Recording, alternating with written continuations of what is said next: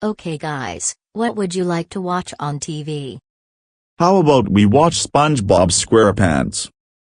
No, how about we watch Super Y? Stormcloud Lightning, that show is for preschoolers, and you are an adult. We are part of teenagers and adults, and you still want us to be like babies.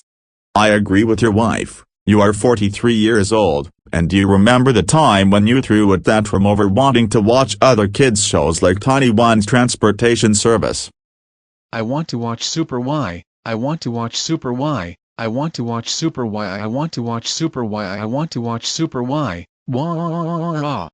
Stormcloud Lightning, you need to listen to what your wife said. No Super Y. How about we watch shows like SpongeBob Squarepants, The Simpsons, Family Guy, and Rugrats? Yeah, Dad, and we don't even use PBS Kids anymore. Stormcloud Lightning, if you don't stop throwing a temper tantrum, we will glue you to the floor on purpose and you will feel a dime a dozen of pain.